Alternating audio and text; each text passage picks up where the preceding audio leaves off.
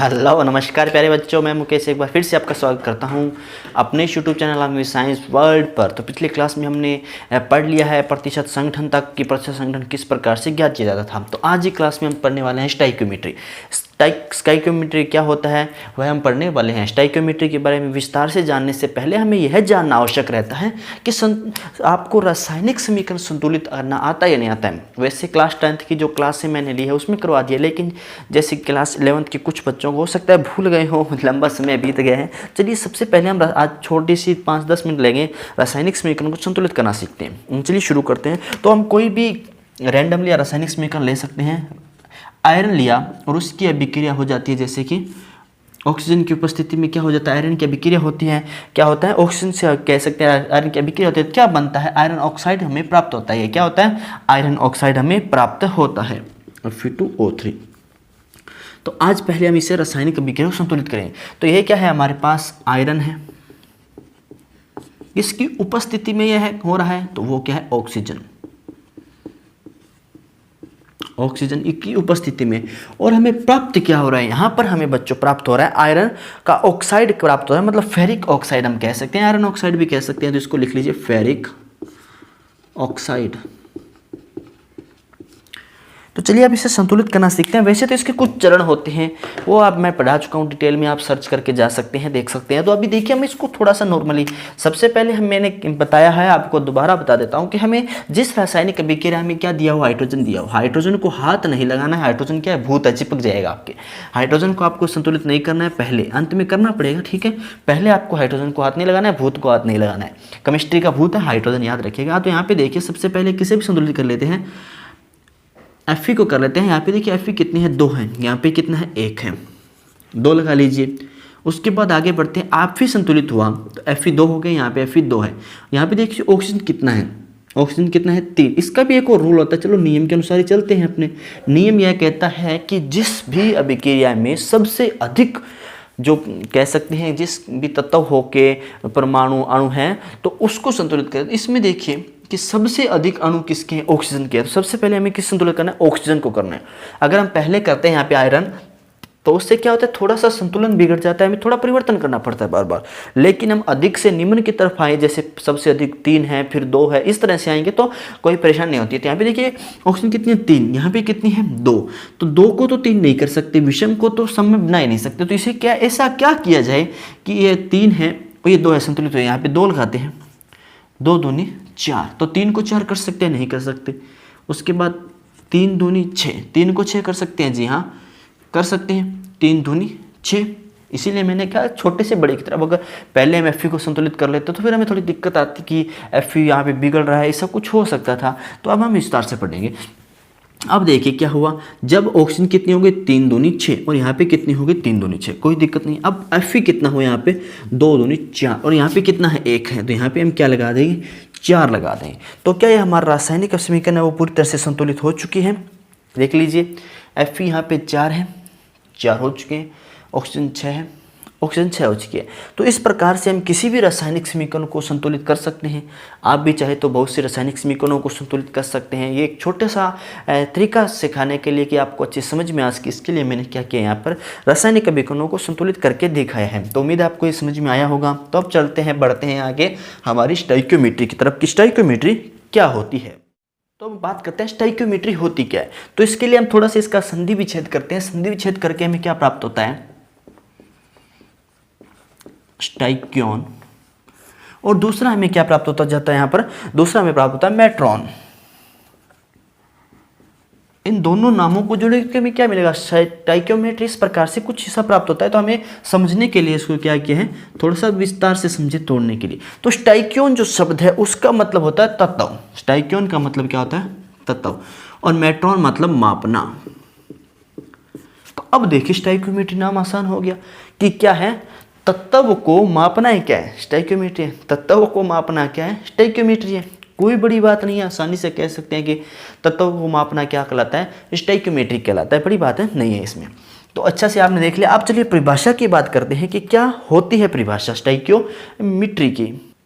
तो यहाँ पर हम बात करने वाले हैं स्टोइकियोमेट्री की परिभाषा के बारे में कि स्टोइकियोमेट्री की परिभाषा क्या होती है। तो स्टोइकियोमेट्री हम उसे कह सकते हैं कि कोई रासायनिक अभिक्रिया है, कि कोई रासायनिक अभिक्रिया में जो प्रयुक्त हो रहे अभिकारक है, जो प्रयुक्त हो रहे अभिकारक है, हमारे जो उत्पन्न हो रहे उत्पाद है, उन सभी का मात्रात्मक अध्ययन भी क्या कहलाता है, स्टोइकियोमेट्री कहलाता है। एक बार फिर से सुन लीजिए, फिर हम पढ़ने वाले हैं इसको विस्तार से कि किसी रासायनिक अभिक्रिया में प्रयुक्त होने वाले अभिकारकों व उत्पन्न होने वाले उत्पादों का मात्रात्मक अध्ययन क्या कहलाता है, स्टोइकियोमेट्री कहलाता है। वही यहाँ पे परिभाषा में लिखा गया है कि किसी रासायनिक अभिक्रिया में प्रयुक्त होने वाले अभिकारकों व उत्पादों, यहाँ पे उत्पादों नहीं, उत्पन्न होने वाले उत्पादों,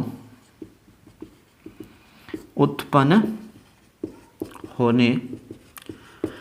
होंगे, क्योंकि किसका प्रयुक्त, किसका निर्माण नहीं होता। जो अभिकारक हम लेते हैं वो हमें दिया जाता है, लेकिन जो उत्पाद बनता है वह उत्पन्न होते हैं, अभिक्रिया करने के बाद निर्माण होते हैं। तो उत्पन्न होने वाले उत्पादों का मात्रात्मक अध्ययन क्या कहलाता है, स्टोइकियोमेट्री कहलाता है। ये परिभाषा आपको समझ में आ गई होगी कि किसी रासायनिक अभिक्रिया है हमारे पास जिसकी जो अभिकारक हैं और जो उत्पाद निर्मित हो रहे हैं उन सभी का मात्रात्मक अध्ययन ही क्या कहलाता है, स्टोइकियोमेट्री कहलाता है। उसी तरह से स्टोइकियोमेट्री परिकलना या गणना, तो इसकी परिकलन या गणना मतलब गणना करना, ये की बात है। तो किसी रासायनिक अभिक्रिया में प्रयुक्त अभिकारकों व, फिर से वही मिस्टेक है यहाँ पे नोट्स में दी गई है,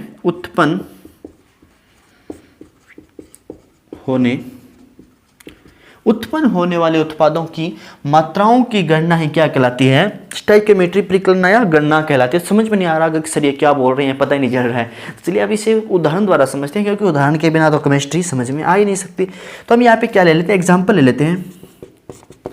एग्जाम्पल के रूप में हम क्या लेते हैं, मेथेन का दहन लेते हैं। क्या लेते हैं, मेथेन का, जी हम मेथेन का क्या लेते हैं, दहन लेते हैं। तो मेथेन का दहन लेते हैं। मेथेन को आपको पता है क्या होता है, क्या होती है मेथेन, CH4। इसका दहन करें किसकी उपस्थिति में होगा, किसी भी चीज़ का जब हम दहन करते हैं तो किसकी उपस्थिति में होता है, ऑक्सीजन की उपस्थिति में होता है। किसकी उपस्थिति में होता है, ऑक्सीजन की उपस्थिति में होता है। तो किसका निर्माण होता है, यहाँ पे देख लीजिए, कार्बन डाइऑक्साइड गैस का निर्माण होगा प्लस जल का निर्माण होगा। तो लिख सकते हैं आप यहाँ पे क्या, ये मेथेन है। ये किस अवस्था में है, तो किस अवस्था में होती है, गैसीय अवस्था में होती है। ऑक्सीजन क्या है, यहाँ पे ऑक्सीजन है, ये तो पता चल रहा है, लिखने की आवश्यकता नहीं है। ये भी किस अवस्था में होती है, गैसीय अवस्था में होती है। ये कार्बन डाइऑक्साइड है,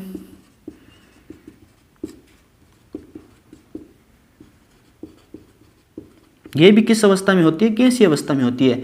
और ये क्या है, जल है, वाष्प है, कुछ भी लिख सकते हैं आप, इससे जल लिख लीजिए, क्योंकि वाष्प के रूप में है, कुछ भी लिख सकते हैं। ये भी किस अवस्था में, गैसीय अवस्था में। आपको इस प्रकार से प्रॉपर दिखाना है, वहाँ पर जब आपके एग्जाम में प्रश्न आए तो इस प्रकार से प्रॉपर लिखिए। अब आपको क्या करना है, यहाँ पे आपने लिख लिया सब कुछ। अब हमें क्या गणना करनी है, स्टोइकियोमेट्री की गणना करनी है। इसकी स्टोइकियोमेट्री क्या होता है, इसकी गणना करते हैं। तो देखिए सबसे पहले आपको क्या करना है, इसके बीच में इसको संतुलित करना है।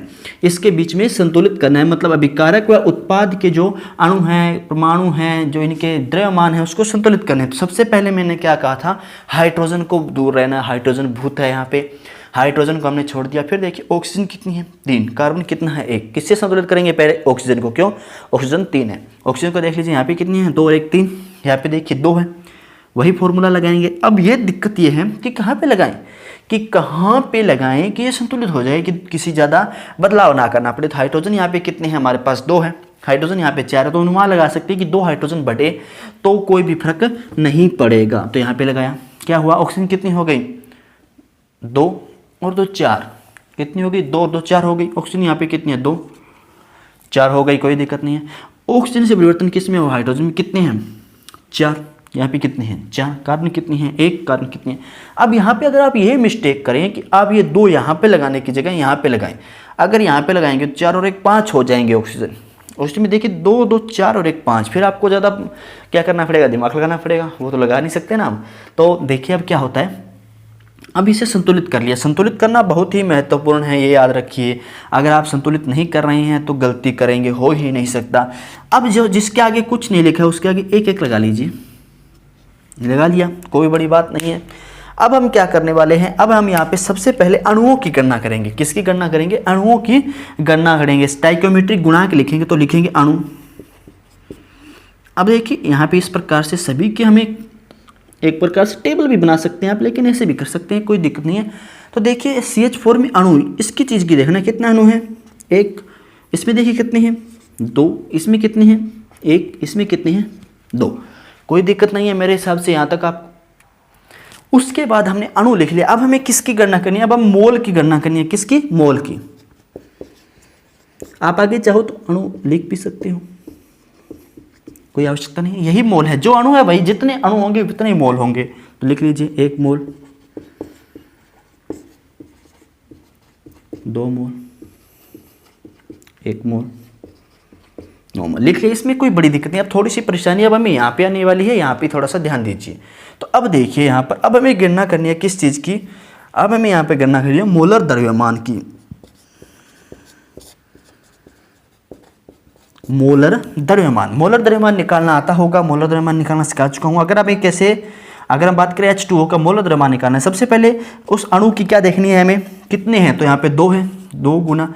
अब हाइड्रोजन का हमें क्या लिखना है, यहाँ पे जो परमाणु द्रव्यमान होता है वह लिखेंगे, फिर प्लस लगाएंगे, फिर ऑक्सीजन के जो अणु है कितने हैं, 1 है, फिर क्या लिखेंगे, ऑक्सीजन का परमाणु द्रव्यमान या अणु द्रव्यमान। ठीक है, इस तरह से हमें करते हैं, ये फॉर्मूला है हमारा, तो याद होगा आपको अच्छे से, मैं उम्मीद करता हूँ कि आपको ये याद है। ठीक है, तो आप आगे बढ़ते हैं, देखिए किस प्रकार से यहाँ पे इसके अणुओं की गणना ज्ञात करते हैं, गणना कर लेते हैं। मेथेन के कार्बन देखिए कितना है, 1 है, 1 कार्बन गुना, अब कार्बन का जो कह सकते हैं कि मोलिकुलर मास है या परमाणु द्रव्यमान कितना होता है, जो कार्बन होता है उसका परमाणु द्रव्यमान होता है 12। ठीक है, फिर देखिए प्लस लगाएं, हाइड्रोजन कितनी है, 4 है, और परमाणु द्रव्यमान होता है, कर लीजिए 4 और 12 कितना आ गया, 16। और मोलर द्रव्यमान हमेशा ग्राम में आता है, आपको पता है। ऑक्सीजन का ज्ञात कर 2 है, परमाणु द्रव्यमान 16 होता है, 32 ग्राम आ गया। कार्बन डाइऑक्साइड का ज्ञात करते हैं, कार्बन 1 है, और जो कार्बन का परमाणु द्रव्यमान होता है अभी हमने देखा था कितना होता है, 12 होता है, तो यहाँ पे 12 लिखेंगे, प्लस ऑक्सीजन 2 है, और कितना होता है, 16 होता है। ठीक है, हल करेंगे, 16 दूनी 32 और 12 कितना आ गया, 44 आ गया, ग्राम में है। H2O का निकालेंगे, H2O का अभी हमने देखा था, 2 हाइड्रोजन है, कितने हाइड्रोजन देखिए हम यहाँ पे कितने हैं, 2 हाइड्रोजन है H2 के, तो हाइड्रोजन के कितने हैं, 2 है। अब H2 कितने हैं, फिर से 2 है, फिर 1 है। ठीक है, अब देखिए 2 है, फिर 2 है, फिर 1 है, थोड़ा समझ में आया कैसे लिखा। अब ऑक्सीजन का देख लेते हैं, ऑक्सीजन सीधा लिख लेते हैं, कितने हैं, ऑक्सीजन कितना होता है, 16 होता है, हल किया, 2 दूनी 4 और 16 20, कितना हुआ, 20 हुआ, 16 2 दूनी 4। ओके, ठीक है, कोई दिक्कत नहीं, यहाँ पे गुना नहीं आएगा, यहाँ पे सॉरी आएगा, जो यहाँ पे निशान आ रहा है वह आता है गुना का, और जब इसके साथ है वह क्या है, इसके साथ रहने वाला है, तो क्या आएगा, यहाँ पर दोनों को 2 लिया, गुना 16 प्लस आएगा बीच में 18 ग्राम, दोनों का 2 लेंगे और इस तरह से 18 ग्राम आ जाएगा, कोई दिक्कत नहीं है। तब हमने इसका क्या निकाल लिया, मोलर द्रव्यमान निकाल लिया। जब हम मोलर द्रव्यमान निकाल चुके हैं तो उसके बाद हमें क्या करना है, एनटीपी पर आयतन ज्ञात करना है। किस पर याद रखिएगा, एनटीपी। तो एनटीपी पर आयतन पता है, 1 मोल का कितना होता है, 22.7 लीटर होता है, अच्छे से याद करवा चुका हूँ। तो इसमें देखिए मोल कितने हैं, अब मोल यहाँ पे काम आएंगे, 22.7 लीटर, मोल कितने हैं, 2, तो 22.7 × 2 लीटर, यहाँ पे कितना है, 1, 22.7 लीटर, कितने हैं, 2।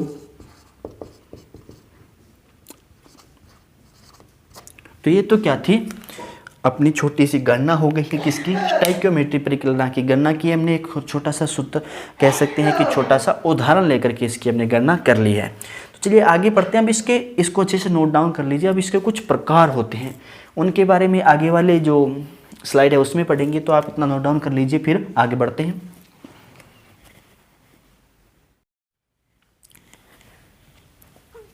तो अभी हमने पढ़ा था कि क्या होती है स्टोइकियोमेट्री, और उसकी जो हमने एक रासायनिक अभिक्रिया द्वारा उसकी गणना भी की थी, किस प्रकार से गणना की जाती है। तो अब देखिए हम कुछ जब भी हमने अभी देखा था कि हमने गणना की, तो हमने उसमें क्या देखा, तो हमने देखा था हमने क्या अणु ज्ञात की, कितने अणु हैं, फिर हमने क्या ज्ञात किया था, उसमें कितने मोल हैं, मोल ज्ञात किए थे कि कितने मोल हैं। तो जब हम मोल को ज्ञात करते हैं, तो मोल को ज्ञात करने के लिए हम क्या करेंगे, 3 प्रकार से किसी मोल की गणना करते हैं। अब देखिए हमें मोल दिया गया है, क्या दिया गया है, मोल दिया गया है। अब मोल को हम क्या करें कि मोल को मोल में हमें क्या दिया, अभिकर्मक है जो वह कह दिया, कोई प्रश्न आता है इस प्रकार से कि आपको जैसे हमने पढ़ा था कि इतने ग्राम या इतने मोल मेथेन दिया गया है तो कितने मोल कार्बन डाइऑक्साइड प्राप्त होगी, देखा था ना हमने एक अभिक्रिया लिखी थी। तो उसके लिए जैसे अभी लिख लेते हैं यहाँ पे, वही अभिक्रिया दोबारा लिख लेते हैं कि हमने क्या लिखा था, CH4 + O2 CO2 + H2, यही अभिक्रिया थी संतुलित बाद में करने की आवश्यकता। अब यहाँ पे देखिए कि अभी प्रश्न दे रहा है कि हमें मान ली 10 मोल क्या दिया, CH4 दिया, तो हमें कितने मोल CO2 प्राप्त होगा, कितने मोल CO2 प्राप्त होगा। तो ये मोल से मोल में, तो मोल से मोल में परिवर्तन। अब देखिए, अब हमें कह दे कि आपको 10 मोल CH4 दिया गया है, मतलब क्या दिया है, 10 मोल मेथेन दिया गया, आपको क्या दिया गया, 10 मोल मेथेन का दिया गया है, और उसको आपको कितने मोल या कितने, अब हम बात करेंगे कितने ग्राम कार्बन डाइऑक्साइड प्राप्त होगी, कितने ग्राम। तो मोल को किस में परिवर्तित करना है, अब ग्राम में, 2 हो गए, मोल को मोल में, मोल को ग्राम में। उसके बाद हमें कह दे कि आपको 10 मोल CH4 दिया गया, तो कितने लीटर CO2 प्राप्त होगी। तो लीटर का मतलब आयतन की बात करें तो आयतन, मोल को मोल में, मोल को ग्राम में, मोल को आयतन में। मोल की 3 गणनाएं करेंगे हम, ये सभी हम एक एक उदाहरण की सहायता से इसको अच्छे से समझेंगे आज की क्लास में। उसके बाद आता है मोल के बाद हमने क्या देखा था, हमने देखा था मोलर द्रव्यमान निकाला था, किस चीज का, क्या निकाला था, मोलर द्रव्यमान, मोलर द्रव्यमान। अब देखा, हमने देखा था किसी चीज का मोलर द्रव्यमान ग्राम में निकालते हैं, कैसे में निकालते हैं, ग्राम में निकालते हैं। मोलर द्रव्यमान किस में होता है, ग्राम में होता है। तो ग्राम कह दें कि आपको 10 ग्राम मेथेन दिया गया तो कितने ग्राम कार्बन डाइऑक्साइड प्राप्त होगा। तो ग्राम से ग्राम कितने ग्राम मेथेन दिया गया है, कितने ग्राम कार्बन डाइऑक्साइड प्राप्त होगा, ये पहला मेथड हो गया। उसके बाद देखिए आपको कितने ग्राम की बात हो गई। अब ग्राम से अब आपको कह दे कि कितने ग्राम आपको मेथेन दिया गया है, मान ली 10 ग्राम आपको मेथेन दिया गया है, तो कितने लीटर कार्बन डाइऑक्साइड प्राप्त होगी। तो ग्राम से लीटर में, क्या, ग्राम से लीटर, 2 हो गए। अब देखिए इसी के 2 परिवर्तन होते हैं। उसके बाद हम बात करते हैं आयतन की, किसकी बात करते हैं, आयतन की। तो हमें क्या कहा है, वही बात है कि आयतन ज्ञात करना है। CH4 का हमें 10 ग्राम आयतन दिया गया है, तो कितने क्या लिख सकते हैं, लीटर प्राप्त होगा। तो हम क्या लिखेंगे, ग्राम से आयतन। तो ये क्या है, हम आज की क्लास में 6 जो हमारे परिवर्तन है उनको अच्छे से उदाहरण के साथ हम सीखने वाले हैं। तो चलिए बनी रहिए हमारे क्लास के साथ। लिखना चाहिए तो आप इसे नोट डाउन भी कर सकते हैं, वरना नोट डाउन ना करना चाहिए, स्क्रीनशॉट लेना चाहते हैं तो स्क्रीनशॉट ले लीजिए, फिर उदाहरणों के साथ इसे समझते हैं। तो अब हम उदाहरण ले रहे हैं स्टोइकियोमेट्री के अंतर, कि हमने अभी देखे थे कुछ हमारे 6 प्रकार। तो उसमें पहला था मोल से मोल, उसमें दूसरा था मोल से ग्राम। तो पहले हम मोल से मोल को अच्छे से विस्तार से करेंगे, फिर मोल से ग्राम को करने वाले, तो मजा आने वाला है। इसी के अंदर आपके लगभग न्यूमेरिकल हो जाने वाले हैं इस लेक्चर के, या आप कह सकते हैं इस लेसन के अधिकतर जो न्यूमेरिकल है यहाँ से हो जाएंगे। तो हो सकता है उदाहरण आपकी बुक में ना दिए गए हों, पर यहाँ पर हम अच्छे से समझने वाले हैं। तो चलिए शुरू करते हैं। अब देखिए क्या है मोल से मोल, ये क्या कह रहा है, 5 मोल ऑक्सीजन, O2 क्या कर रहा है, 5 मोल ऑक्सीजन हाइड्रोजन के अधिक्य, क्या लिख सकते हैं ना, 5 मोल ऑक्सीजन हाइड्रोजन के अधिक्य में उससे क्रिया करके क्या बना रहा है, H2O बनाती है। बने जल के मोल ज्ञात कीजिए। अब हमें क्या ज्ञात करना है, जल के मोलों की संख्या ज्ञात करनी है। तो सबसे पहले हमें रासायनिक अभिक्रिया लिखने आनी चाहिए। लिख लिया हमने रासायनिक अभिक्रिया, इसमें कोई भी दिक्कत नहीं है। तो इस प्रकार से आप एक रासायनिक अभिक्रिया लिख लीजिए पहले। अब इसको क्या कर लीजिए, संतुलित कर लीजिए। संतुलित देखिए ऑक्सीजन कितने हैं, 2, यहाँ पे 1 है, 2, हाइड्रोजन कितने हो गए, 4। ठीक है, रासायनिक अभिक्रिया क्या होगी हमारी, संतुलित हो गई। H2 लेंगे, यहाँ पे हाइड्रोजन है तो H2 लेंगे, और 2, ठीक है, कोई दिक्कत नहीं है, रासायनिक अभिक्रिया हमारी संतुलित हो चुकी है। अब आगे बढ़ते हैं। देखिए इसको क्या लिखेंगे, ये क्या ऑक्सीजन है, लिखना चाहिए लिख लीजिए, कोई दिक्कत नहीं है, लेकिन इसको आप बिना लिखे भी कर सकते हैं। तो लिख लीजिए पहले है ऑक्सीजन, किस में है, गैस। हाइड्रोजन भी क्या है, गैस, लिख लीजिए हाइड्रोजन। प्राप्त क्या हो रहा है, जल किस अवस्था में प्राप्त हो रहा है, हम कह सकते हैं गैसीय अवस्था में प्राप्त कर लेते हैं। गैसीय अवस्था से कोई प्रभाव नहीं पड़ने वाला है, ठीक है। तो आपने यहाँ सब कुछ लिख लिया। अब हमें देखिए क्या, हम सबसे पहले अब यहाँ पे क्या देखिए, मोलों की बात कर रहे हैं, मोल से मोल की बात करें तो हम यहाँ पे क्या ज्ञात करेंगे, इसके जो हम ज्ञात करने वाले हैं कि हम कह सकते हैं मोल ही ज्ञात कर लेते हैं। तब यहाँ पे मोल ज्ञात करें, बता चुका हूँ कितना है 1 2 2, 1 2 2 मोल निकालिए। अब देखिए यहाँ पे क्या है, 1 मोल, 2 मोल, 2 मोल, कोई दिक्कत नहीं है यहाँ तक, उम्मीद है मुझे। तो अब देखिए हम क्या लिखेंगे, 1 मोल ऑक्सीजन, ठीक है, 1 मोल ऑक्सीजन से उत्पन्न जल हमने 1 मोल ऑक्सीजन लिया, उससे कितने मोल ऑक्सीजन जल उत्पन्न, 2 मोल, कितने मोल, 2 मोल जल उत्पन्न हो रहा है। तो अब हमें प्रश्न क्या कह रहा है, 5 मोल ऑक्सीजन से, तो लिखेंगे 5 मोल ऑक्सीजन से उत्पन्न जल। तो हमें क्या करना है, सिर्फ इसका आपस में क्या कर देंगे, गुना कर देंगे, 5 गुना 2 10 मोल।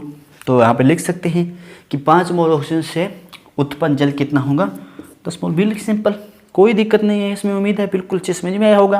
अब आगे बढ़ते हैं। अब ये देखिए क्या करें, हमें क्या लेनी है, मेथेन लेनी है, CH4 के कितने मोलों के दहन। अब इसके दहन करना है, तो दहन किसकी उपस्थिति में होगा, ऑक्सीजन की उपस्थिति में होगा। जब मेथेन का दहन करेंगे क्या बनेगा, कार्बन डाइऑक्साइड बनेगा। कितने ग्राम, ठीक है, 11 ग्राम कार्बन डाइऑक्साइड प्राप्त की जाती है, साथ में क्या निकलेगा, जल निकलेगा। समीकरण बनाना आता होगा अच्छे से, उम्मीद है इसमें आपको कोई भी दिक्कत नहीं आने वाली है। तो आपको समीकरण बनाना आता है, यही उम्मीद कर रहा हूँ मैं, ठीक है। तो अब आगे बढ़ते हैं। देखिए क्या है कि अब यहाँ पे थोड़ा सा एक बार फिर से विस्तार से इसको अच्छे से जानने की कोशिश करते हैं कि अब हमें नाम लिख लेते हैं इसके, लिखने चाहिए तो मीथेन किस अवस्था में होता है, गैसीय अवस्था में। ये क्या है, ऑक्सीजन किस अवस्था में होती है, गैसीय अवस्था में। कार्बन डाइऑक्साइड गैसीय अवस्था में, जल गैसीय अवस्था में, ठीक है, कोई दिक्कत नहीं है यहाँ तक। अब हमें क्या ज्ञात करना है, मोल से ग्राम, मोल से ग्राम। ग्राम क्या होता है, मोलर द्रव्यमान। ग्राम में क्या ज्ञात करना पड़ेगा अपने को यहाँ पे। तो चलिए आगे बढ़ते हैं, देखते हैं ये कितने मोल हैं, संतुलित है क्या नहीं है, पहले ये देख लेते हैं। ऑक्सीजन 2 है, वहाँ पे 3 है, तो इसे संतुलित करना पड़ेगा। कितनी हो गई, 4 ऑक्सीजन संतुलित हो चुके हैं। 1, कोई दिक्कत नहीं है, 1 मोल है। समीकरण अभी पढ़ चुके हैं, थोड़ी देर पहले हमने पढ़ी थी। कितने आई, 2 मोल, 1 मोल और 2 मोल, कोई दिक्कत नहीं है यहाँ तक, उम्मीद है आपको अच्छे से समझ में आया होगा। लेकिन यहाँ पे हमें क्या कहा गया है, CO2 है वो कितना है, 44 ग्राम है हमारे पास। CO2 कितना है यहाँ पर, 44 ग्राम हमें प्रश्न में दिया गया, ये चीज़ हमें प्रश्न में दी गई है, ठीक है। तो आप यहाँ पे क्या लिखेंगे, 44 ग्राम कार्बन डाइऑक्साइड, क्या लिखेंगे, कार्बन डाइऑक्साइड, इस प्रकार से लिख सकते हैं, कोई दिक्कत नहीं है। गैस उत्पन्न होती है,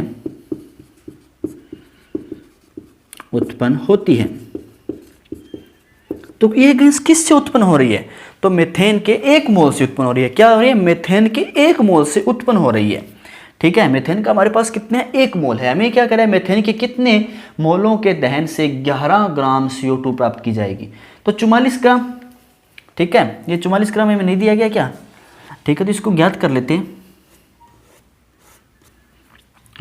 कार्बन का जो द्रव्यमान होता है वह कितना होता है, 12 होता है, कोई दिक्कत नहीं, 1 ही है, कोई दिक्कत नहीं। ऑक्सीजन 2 है, यहाँ पे प्लस का निशान आएगा।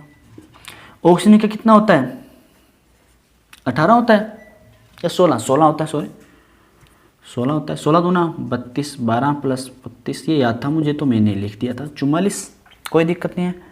44 ग्राम कार्बन डाइऑक्साइड गैस उत्पन्न होती है, ठीक है। तो अब क्या लिखेंगे, मेथेन के 1 मोल से, मेथेन के 1 मोल से, तो हमें कितना चाहिए, हमें चाहिए इसका 11 ग्राम, कितना चाहिए, 11 ग्राम। तो सबसे पहले 1 ग्राम पे लेके आते हैं। 1 ग्राम कार्बन डाइऑक्साइड गैस उत्पन्न होती है मेथेन की कितने मोल से होगी, 1 ग्राम कितने मोल से होगी, 1/44 मोल, कोई दिक्कत नहीं। 1 का 44वां हिस्सा होगा तो वह किससे हो जाएगी, 1 ग्राम से हो जाएगी, यहाँ तक कोई दिक्कत नहीं है। अब हमें क्या ज्ञात करना है, 11 ग्राम का, कोई दिक्कत नहीं, ये लिख देते हैं उत्पन्न मेथेन के। तो अब देखिए क्या करेंगे, अब इसके साथ उसका गुना कर दीजिए। ये तो 1 ग्राम के 1 मोल के लिए हो गया ना, 1 ग्राम के लिए, तो इसका हमें कितना चाहिए, 11 ग्राम का चाहिए, काट दीजिए, क्या बचा, 1/11, या कह सकते हैं कि 4 आएगा, सॉरी 1/4 मोल क्या आएगा, 11 ग्राम किसके दहन से, 11 ग्राम कार्बन डाइऑक्साइड गैस के दहन से 1/4 ग्राम मेथेन उत्पन्न होती है। कोई दिक्कत नहीं होनी चाहिए। तो इसे अच्छे से समझा, इसे नोट डाउन कीजिए, फिर आगे बढ़ते हैं। लिख लीजिए, स्क्रीनशॉट लेना चाहिए, स्क्रीनशॉट ले लीजिए। तो हमने दो तो तरीके पढ़ लिए हैं, अब आगे बढ़ते हैं। आगे हम ज्ञात करते हैं मोल से मोल और मोल से ग्राम हमने पढ़ लिया है। तो अब हम मोल से आयतन और ग्राम से ग्राम को यहाँ पर पढ़ने वाले हैं। तो सबसे पहले हम निकले वाले हैं मोल से आयतन को। मोल से आयतन क्या कहता है, 10 मोल कैल्शियम कार्बोनेट को गर्म करने पर उत्पन्न CO2 का STP प्रायतन ज्ञात कीजिए। याद यह चीज़ भी महत्वपूर्ण रहती है, STP है, ठीक है। ये नोट डाउन ये कह सकते हैं आप, इसे देखिए। सबसे पहले STP पर आपका आयतन ज्ञात करना है। सबसे पहले रिएक्शन को देखते हैं। कैल्शियम कार्बोनेट दिया गया, आपको क्या दिया है, कैल्शियम कार्बोनेट CaCO3। ये क्या होता है, कैल्शियम कार्बोनेट होता है। कैल्शियम कार्बोनेट को दहन तो नहीं करना है, तो गर्म किया है, टेम्परेचर दिया है, तो इस प्रकार से सिंबल आता है। जब हम कैल्शियम कार्बोनेट को गर्म करेंगे तो ये किस में टूटता है, कैल्शियम ऑक्साइड CaO बनाता है, और साथ में टूट जाता है कार्बन डाइऑक्साइड में, ठीक है, कोई दिक्कत नहीं। अब आगे पढ़िए क्या करता है, गर्म करने पर उत्पन्न कार्बन डाइऑक्साइड का STP प्रायतन ज्ञात कीजिए। हमें कुछ नहीं दिया गया, मोल बताया गया कितना है, तो हमें क्या ज्ञात करना है। अब सबसे हमें परिकल्पना करनी है कि कितना है। सबसे पहले इसको संतुलित कर लीजिए। C 1 है, ऑक्सीजन 3 है, कार्बन 1, कोई दिक्कत नहीं है, संतुलित है। तो सभी क्या है, 1 है, 1 है, तो मोल लिख लीजिए। 1 मोल, 1 मोल, कोई दिक्कत नहीं है यहाँ तक। अब क्या लिखेंगे, 1 मोल CaCO3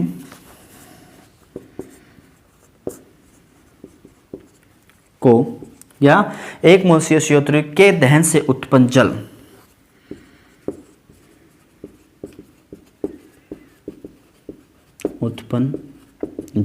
तो 1 मोल CaCO3 के दहन से कितना जल उत्पन्न होता है, तो 1 मोल है, तो 1 मोल से क्या होता है, 22.4 लीटर। आयतन क्या होता है, 22.4 लीटर होता है। अच्छे से याद हो गया होगा, अब तक कोई दिक्कत नहीं आई होगी। तो क्या लिखेंगे, 22.4 लीटर। अब हमें क्या दिया गया है, 10 मोल, तो 10 मोल CO3 के दहन से उत्पन्न क्या हो जाएगा, तो इसको फिर से गुणा कर दीजिए। 22.4 गुना 10 कितना आएगा, एक डैश इधर से जाए, उत्तर आ गया हमारा 224 लीटर। कि 10 मोल कैल्शियम कार्बोनेट को गर्म करने पर उत्पन्न कार्बन डाइऑक्साइड गैस कितनी होगी, 224 लीटर। बिल्कुल आसान, कुछ भी नहीं करना है, बिल्कुल आसान रहने वाले न्यूमेरिकल को। अब जब आप हार्ड लेते हैं ना, जो हमारा रसायन विज्ञान केमिस्ट्री को जो न्यूमेरिकल है, कुछ बच्चे कहते हैं कि न्यूमेरिकल हो नहीं रहे, तो हो नहीं रहे, आप कर नहीं रहे हैं।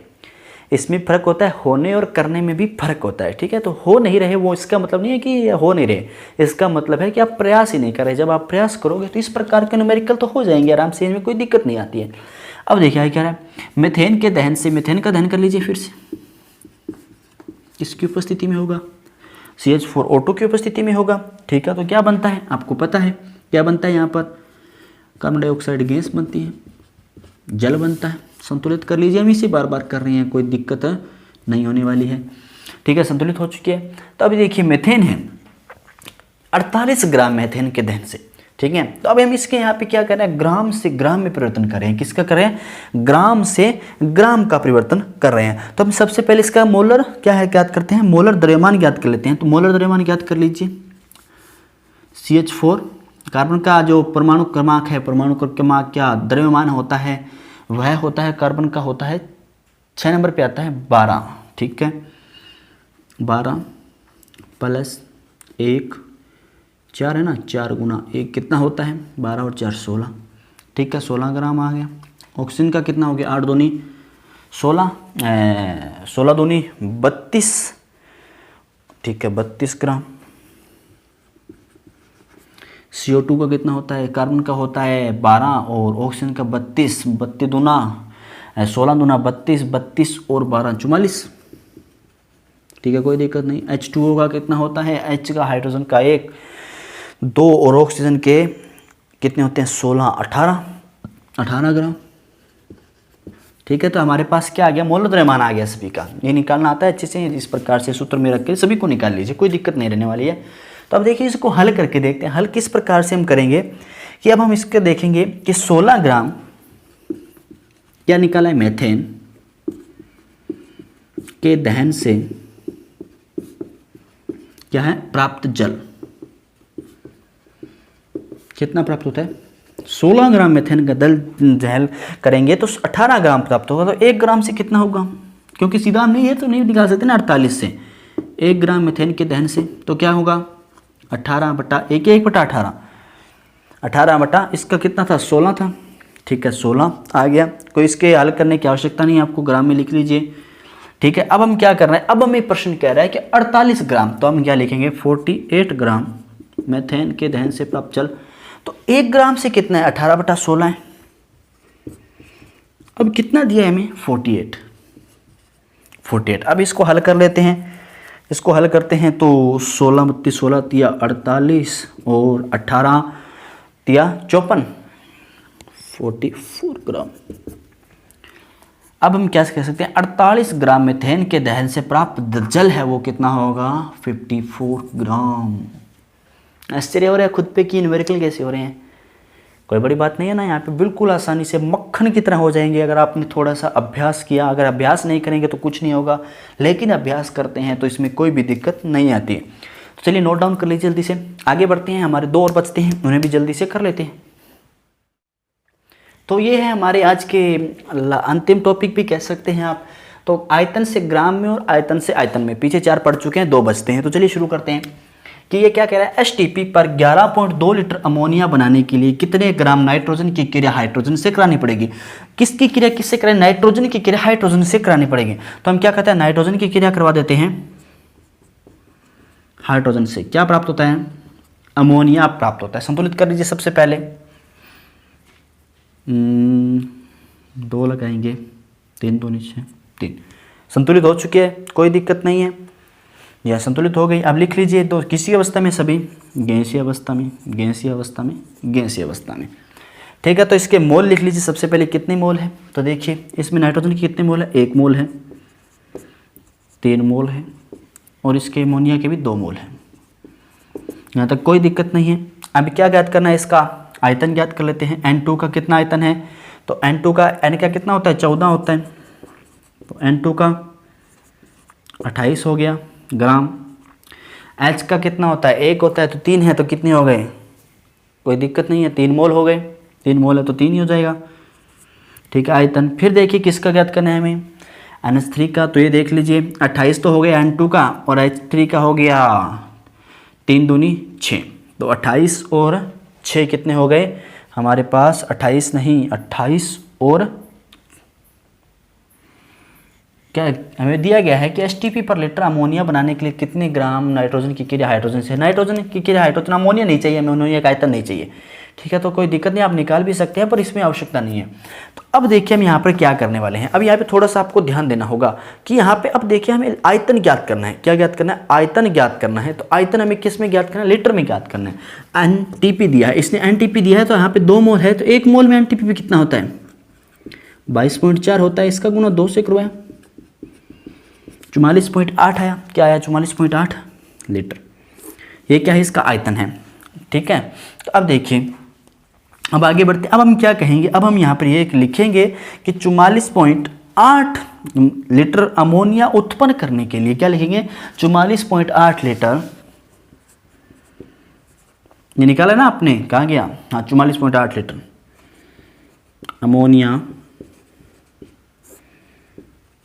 उत्पन्न करने के लिए क्या चाहिए हमें यहाँ पर, नाइट्रोजन। कितनी नाइट्रोजन चाहिए, नाइट्रोजन हमें चाहिए थी 28 ग्राम।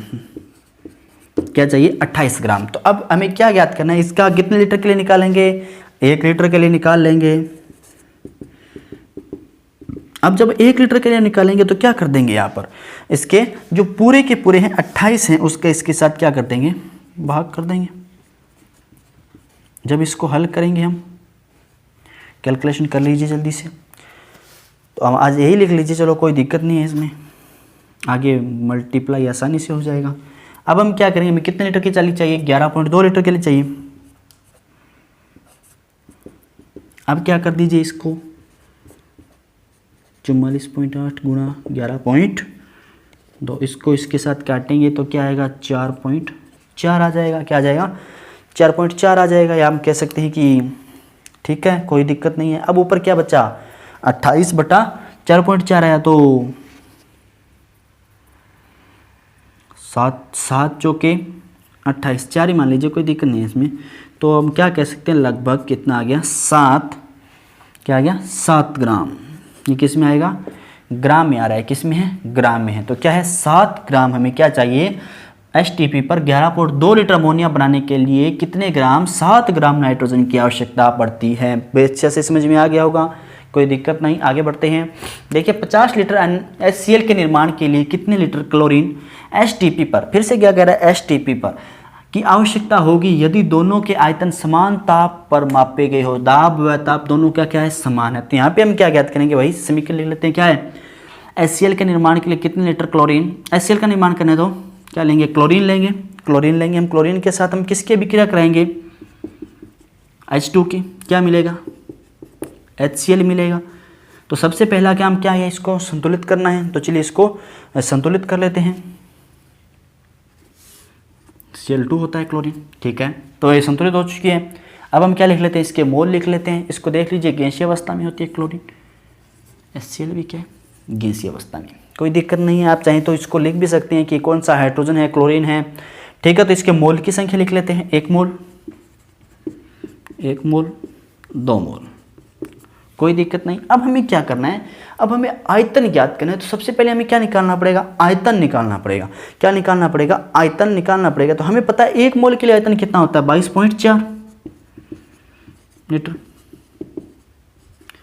और 2 गुणा 22.4 लीटर निकाल लिया, कोई दिक्कत नहीं। तो 2 गुना 22.4 लीटर कितना हो गया, 44.8 हल कर लिया। यहाँ तक कोई दिक्कत नहीं है, बिल्कुल उम्मीद है मुझे आपको कोई दिक्कत नहीं आ रही होगी। अब आगे बढ़ते हैं, आगे देखते हैं क्या निकालना है हमें। अब हम इसका क्या ज्ञात कर ले, 8 लीटर निकलिया। तो अब लिखिए 44.8 HCl, क्या प्रश्न यही कहना ना, 50 लीटर HCl निर्माण के लिए, निर्माण के लिए किसकी आवश्यकता पूछ रहा है, क्लोरीन। कितनी क्लोरीन चाहिए आप देख लीजिए यहाँ पे, 22.4 लीटर। अब इसको क्या कर दीजिए, क्या कर देंगे, 1 लीटर लिख लीजिए यहाँ पे, 1 लीटर HCl निर्माण के लिए 1 लीटर का निर्माण करना है। तो फिर से कर दीजिए, क्या करेंगे हम, 22.4 बटा 44.8। हल करना चाहिए तो आप इसे हल भी कर सकते हैं यहीं पे, लेकिन यही नहीं करते हैं। अब हमें क्या करना है, 50 लीटर चाहिए, 50 लीटर HCl निर्माण के लिए क्या करेंगे,